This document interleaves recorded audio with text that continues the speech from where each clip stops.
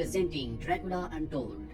कहानी शुरू होती है 15वीं शताब्दी से, जहाँ पर व्लेड नाम के एक प्रिंस को यानी कि राजकुमार को दिखाया जाता है जो बहुत ही बहादुर होता है। वो अपनी सल्तनत की यानी कि अपने राज्य की किसी भी कीमत पर रक्षा करना चाहता है। वो अपने राज्य में शांति चाहता है और एक दिन जब वो अपनी सेना के साथ एक नदी के किनारे जाता है तो वहाँ पर उसे एक हेलमेट मिलता है। वो समझ जाता है कि दुश्मन उनके देश में आने का रास्ता बना रहे हैं ताकि उनके देश पर कब्जा किया जा सके। व्लेड को शक होता है कि दुश्मन की टुकड़ी जो यहाँ पर आई है वो इस राज्य के सबसे ऊंचे पहाड़ जिसे ब्रोकन टूथ पर्वत कहा जाता है वहाँ पर छुपी हुई है। वो अपने सिपाहियों के साथ उस जगह पहुँच जाता है जहाँ पर एक बहुत ही अंधेरी गुफा होती है। सबके सब अंदर जाते हैं और तभी इनके ऊपर कोई हमला कर देता है। ये ना कोई जानवर होता है और ना इंसान, किसी को कुछ समझ नहीं आता और ये अजीब सा विचित्र क्रिएचर व्लेड के साथियों को मार देता है और अब व्लेड की तरफ वो उसे मारने के लिए बढ़ता है। व्लेड पीछे जाते जाते धूप तक यानी कि रोशनी तक पहुंच जाता है और ये विचित्र चीज उस तक नहीं आती। इस तरह से व्लेड की जान बच जाती है। वो वापस अपने राज्य में आता है और प्रीस्ट के पास जाता है। वो प्रीस्ट को सब कुछ बताता है कि ब्रोकन टूथ पर्वत पर गुफा के अंदर उनके साथ क्या हुआ। प्रीस्ट व्लेड को बताता है कि जिस क्रिएचर से तुम्हारा सामना हुआ था दरअसल वो एक वैम्पायर है।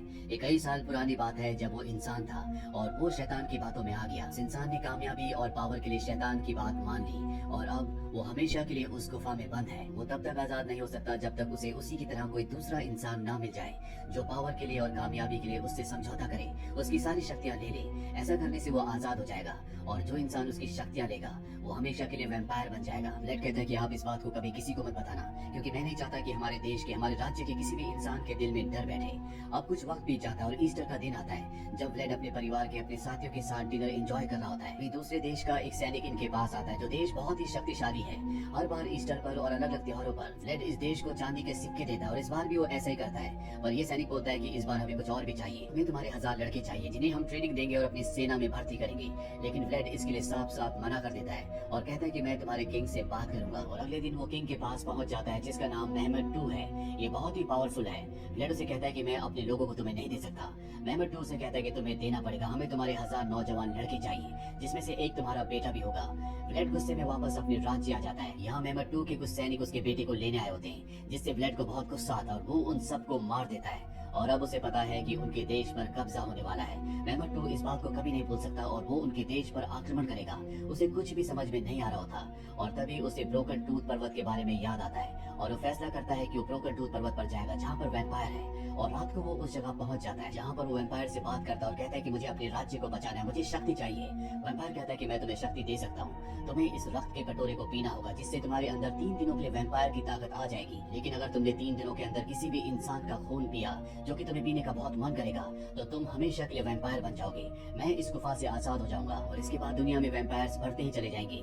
व्लेड को किसी भी कीमत पर अपने राज्य को, अपने राज्य की औरतों को, बच्चों को और अपने परिवार को बचाना है। उसे पूरा विश्वास है कि वो 3 दिनों तक कंट्रोल कर सकता है, इसीलिए वो वैम्पायर की शर्तों को मान लेता है और रक्त के कटोरे को पी लेता है जिसके बाद वो बेहोश हो जाता है। और जब उसे होश आता है तो वो जंगल में होता है। अब वो वैम्पायर बन चुका है, उसके अंदर बहुत शक्तियां हैं। साथ ही जंगल में जितने भी चमगादड़ होते हैं वो सब उसका हुक्म मानते हैं, यानी कि वो जैसे चाहे उन्हें इस्तेमाल कर सकता है। व्लेड अपने राज्य वापस आ जाता है और ठीक उसी वक्त दुश्मन की एक बहुत बड़ी टुकड़ी इनके राज्य पर हमला कर देती है।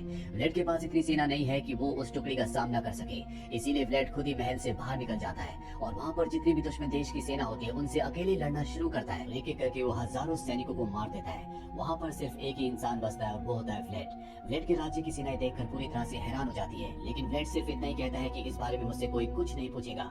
वहीं दूसरे राज्य के राजा को दिखाया जाता है जिसकी सेना को व्लेड ने खत्म कर दिया। जब उसे पता चलता है कि उसकी पूरी सेना खत्म हो चुकी है तो वो गुस्से से आग बबूला हो जाता है। इसीलिए वो व्लेड के राज्य को हथियाने के लिए, व्लेड को खत्म करने के लिए पहले से भी 4 गुना बड़ी सेना को उसके राज्य की तरफ भेज देता है। वहीं व्लेड को दिखाया जाता है जो अपनी पत्नी से बहुत प्यार करता है। वो उसे सारा सच बता देता है, लेकिन वो ये भी कहता है कि मैं अगर 2 दिन तक और किसी का खून नहीं पीऊंगा तो मैं पहले की तरह नॉर्मल हो जाऊंगा। और इसके बाद वो अपनी पत्नी, अपने बेटे और अपने राज्य के हर एक इंसान को अपने राज्य से दूर जो कि एक मोनेस्ट्री होती है वहाँ के लिए रवाना कर देता है। वो खुद धूप में उजाले में नहीं जा सकता, इसीलिए तय करता है कि रात को मोनेस्ट्री पहुंचेगा। अब व्लेड के सभी लोग मोनेस्ट्री की तरफ निकल पड़ते हैं, लेकिन तभी रास्ते में इनके ऊपर दुश्मन देश की सेना हमला कर देती है जिससे बहुत सारे व्लेड के मासूम लोग मारे जाते हैं। पर अब यहाँ पर रात हो चुकी है, इसलिए व्लेड भी पहुंच जाता है और वो बैट्स की मदद से यानी कि चमगादड़ों की मदद से अपने दुश्मनों पर हमला करता है। साथ ही वो खुद भी एक वैम्पायर के रूप में आकर बहुत सारी सेना को मार देता है। लेकिन दुश्मन देश के कुछ सैनिक बच जाते हैं जो वापस जाते हैं और मेहमद II को बताते हैं कि व्लेड को हराया नहीं जा सकता, वो बहुत शक्तिशाली है, वो इंसान नहीं है, वो कुछ और है, शायद एक वैम्पायर।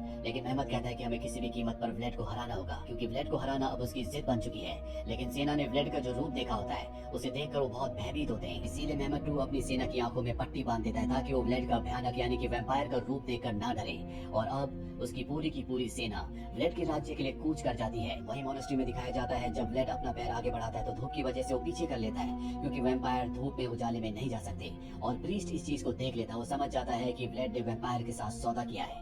प्रीस्ट के साथ साथ यहाँ पर बहुत सारे लोगों को पता चल जाता है और अब उन्हें लगता है कि व्लेड उनके लिए खतरा है। इसीलिए व्लेड को वो एक कमरे में डालकर बाहर से आग लगा देते हैं। लेकिन व्लेड के अंदर बहुत ज्यादा ताकत है, वो आग से भी नहीं जलता और अपने आप को रिकवर कर लेता और बाहर आता है। उसके चेहरे पर गुस्सा होता और दिल में दर्द। वो सबको कहता है कि मैं आज जो कुछ हूँ तुम्हारी वजह से हूँ। मैंने तुम्हें बचाने के लिए सौदा किया, अपनी जिंदगी की परवाह नहीं की और तुम मुझे मारना चाहते हो। तभी उसकी पत्नी उसके पास आती है और कहती है कि सब कुछ ठीक हो जाएगा। अपनी पत्नी को देखकर वो थोड़ा शांत होता है और अब मेहमत 2 के लोग, उसकी सेना यहाँ पहुंच चुकी है जो कि बहुत ही बड़ी होती है और व्लेड को उसका अकेले ही सामना करना होगा। इसीलिए मोनेस्ट्री में जितने भी चिमकादड़ होते हैं वो उन सबको ऑर्डर देता है और सारे के सारे चिमकादड़ मेहमत 2 की सेना पर अटैक कर देते हैं। खुद भी व्लेड उनसे लड़ने के लिए चला जाता है और बहुत बहादुरी से कई सैनिकों को मार देता है। लेकिन यहाँ पर सेना बहुत बड़ी होती है, इसी वजह से कुछ सेना मोनेस्ट्री के अंदर भी चली जाती है जहाँ पर उसकी पत्नी और उसका बेटा है। सैनिक उसकी पत्नी को पकड़ लेते हैं और मारकर ऊपर से किले से नीचे गिरा देते हैं। साथ ही उसके बेटे को अगवा भी कर लिया जाता है और जब उसकी पत्नी महल की दीवार से ऊंचाई से नीचे गिर रही होती है तो व्लेड उसे देख लेता है। वो उसे बचाने के लिए उसकी तरफ बढ़ता है, लेकिन जब तक वो उसे पकड़ता है बहुत देर हो चुकी होती है।